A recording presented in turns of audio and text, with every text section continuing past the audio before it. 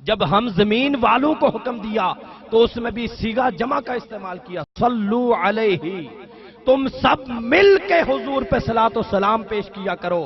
گویا اشارہ اس طرف تھا کہ میں جب اپنے ذکر کی بات کرتا ہوں مجھے پسند یہ ہوتا ہے کہ کوئی مجھے تنہائی میں یاد کرے، مجھے محبت اس سے ہے کہ کوئی رات کو اٹھ کے میرے حضور کھڑا ہو کے خلوت میں مجھے یاد کرے، مجھے اپنا ذکر اس طرح پسند ہے۔ مگر جب اپنے حبیب کے ذکر کی بات آتی ہے میں خلوت میں بھی مصطفیٰ کا ذکر پسند کرتا ہوں، مگر مجھے زیادہ پسند یہ ہے کہ مل کے مصطفیٰ کے ذکر کی دھوم مچایا کروں۔ میں اس سے زیادہ راضی ہوتا ہوں کہ مجھے اگر یاد کرتے ہو تو خلوت میں مجھے یاد کرنا پسند ہے، مگر جب میرے حبیب کو یاد کرنا ہو تو جلوت میں کیا کرو، اس لیے کہ کائنات میں ڈنکا بج جائے کہ ارے جس کا ذکر اس کائنات میں بھی ہو رہا ہے اور اس عرش پہ لامقام میں بھی ہو رہا ہے، اس کا ذکر عالی ہے، اس کا ذکر بڑا ہے۔ یہ ذکر مصطفیٰ کا کمال ہے کہ یہ ذکر فرش پہ ہی نہیں عرش پہ بھی ہوتا ہے، اور یہ ذکر جتنا زیادہ اجتماع میں ہو، مل کے ہو، محفل کی صورت میں ہے، اتنا ہی اللہ کے حضور معبود بھی ہے۔ اب آخری بات جس پہ میں بات کو ختم کروں گا کہ تین ہمارے سامنے ریسورس ہوتے ہیں، ذرائع ہوتے ہیں جس سے ہم ہمیشہ دلیل دیتے ہیں قرآن مجید کی۔ اسلام اور دین کے لیے، شریعت کے لیے بڑے تین ریسورسز ہیں۔ اسلامک لا میں اگر ہم بات کریں تو چوتھا سورس بھی ہوتا ہے، مگر جب ہم عقائد کے باب میں دلیل کی بات کرتے ہیں تو تین بڑے ذرائع ہمارے پاس ہوتے ہیں۔ سب سے پہلے قرآن مجید جس میں اللہ پاک کا بیان، کلام اور عمل ہوتا ہے، پھر حضور صلی اللہ علیہ وسلم کی حدیث مبارکہ جس میں حضور کا قول، حضور کا فعل اور حضور کا اقرار ہوتا ہے، پھر تیسرا سب سے بڑا سورس، سب سے بڑی دلیل، سب سے بڑی ایتھنٹسٹی وہ صحابہ اکرام کا عمل ہوتا ہے، ان کا قول و بیان ہوتا ہے، ان کا طرز حیات ہوتا ہے۔ جو شخص قرآن، حدیث اور صحابہ اکرام کے قول و عمل کو اپنا لے وہ کبھی گمراہ نہیں ہو سکے۔ ہم آج کی محفل میں صرف ان تین سورسز پہ بات کریں گے اور ان کے حوالے سے یہ بات سمجھیں گے کہ مصطفیٰ کا ذکر، مصطفیٰ کا مقام اور شان کیسے بیان کرنا چاہیے۔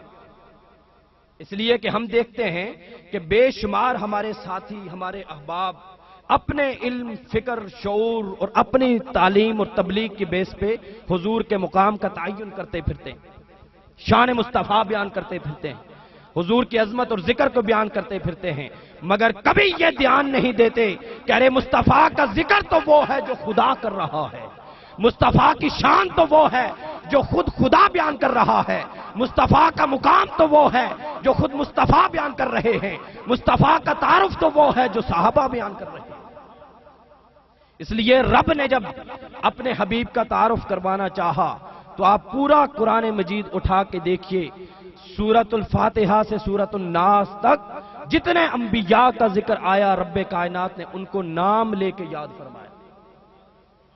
کہیں فرمایا یا نوح، کہیں فرمایا یا ابراہیم، کہیں یا آدم، کہیں یا اسماعیل، یحییٰ، زکریا، ان کے نام لے کے موسیٰ اور عیسیٰ علیہم السلام ان کے نام لے کے انہیں یاد فرمایا اور انہیں مخاطب فرمایا۔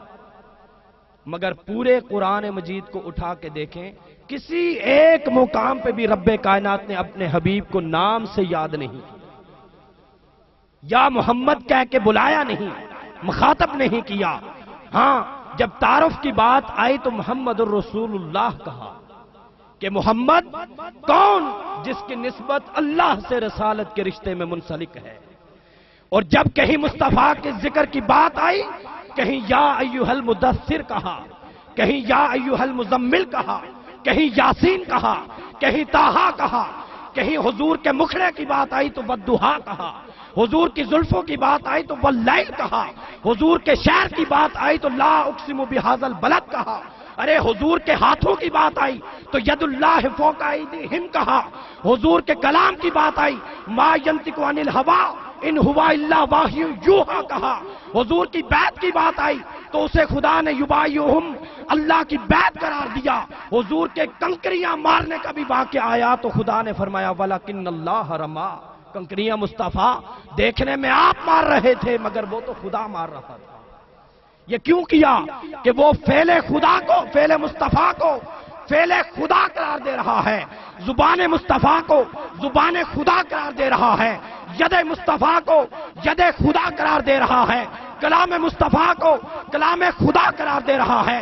ارے کیوں نہ قرار دیتا کہ جب 23 برس قرآن حضور پہ اترتا رہا، اور قرآن اللہ کا کلام ہے، اور کلام اس بولنے والے کی صفت اور اخلاق ہوتا.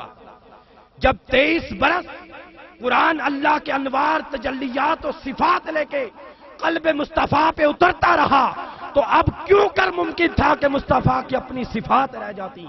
ہوا یہ کہ 23 برس مکمل ہوئے، ادھر دیکھنے میں مصطفیٰ کی ذات نظر آتی تھی، اس پہ صفات خدا کی آ گئی تھی.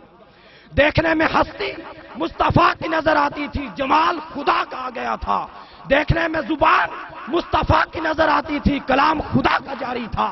دیکھنے میں ہاتھ مصطفیٰ کا نظر آتا تھا، قدرت خدا کی جاری تھی. دیکھنے میں قدم مصطفیٰ کا نظر آتا تھا مگر اس میں طاقت خدا کی نظر آتی تھی. دیکھنے میں انگشت مصطفیٰ کی نظر آتی تھی مگر چاند آسمان پہ خدا کے حکم سے 2 ٹکڑے ہو رہا تھا. دیکھنے میں بشر نظر آتا تھا مگر نور بھی اس کے سامنے شرمندہ نظر آتا تھا. دیکھنے میں عام انسان نظر آتا تھا مگر ملائکہ بھی آ کے سجدے کرتے تھے. دیکھنے میں انسان کامل نظر آتا تھا مگر جانور آ کے حضور کی بارگاہ میں سجدے کرتے تھے. دیکھنے میں عام انسان نظر آتا تھا مگر ایسا انسان تھا کہ اس کا سایہ بھی نہ تھا. یہ سب کچھ اس لیے تھا کہ خدا نے مصطفیٰ کو اپنی مظہریت کا مظہر عتم بنایا تھا، اپنی ربوبیت کا مظہر عتم بنایا تھا. اس نے تو پہلے ہی کہا تھا کنت کنزا مخفیا، لوگوں میں تو چھپا ہوا خزانہ تھا، مجھے کوئی جانتا نہ تھا، مجھے پہچانتا نہ تھا، میرا ادراک نہ تھا. میں نے چاہا کہ مجھے کوئی جانے کوئی پہچانے تو باری تعالیٰ کیا کیا؟ فرمایا میں نے محمد کو بنا دیا. اب جو مجھے جاننا چاہتا ہے وہ مصطفیٰ کو جان لے، جو مجھے پہچاننا چاہتا ہے وہ مصطفیٰ کو پہچان لے، جو میری طرف آنا چاہتا ہے وہ مصطفیٰ کی طرف آئے. اور دیکھیں پھر مصطفیٰ کیا اعلان کر رہے ہیں، کیا محبت کا تعلق بتا رہے ہیں، کیا اپنا رشتہ بتا رہے ہیں. جب شب معراج رب کی بارگاہ میں گئے، پلٹ کے جب انوار و تجلیات لے کے آئے تو فرمایا انا میرات الرحمن فمن رانی فقد را الحق. لوگوں آج سے میں اس رحمان کا آئینہ بن گیا ہوں، اب جو مجھے دیکھ لے گا وہ خدا کو دیکھ لے گا، جو میری پیروی کرے گا وہ خدا کی پیروی ہو جائے گی. ادھر رب فرما رہا ہے کہ ارے جو مصطفیٰ کو پہچان لے گا وہ میری پہچان ہوگی، جو مصطفیٰ کی محبت میں آئے گا وہ میری محبت ہوگی. ادھر مصطفیٰ فرما رہے ہیں جو مجھے دیکھ لے گا وہ خدا کا دیکھنا ہو جائے.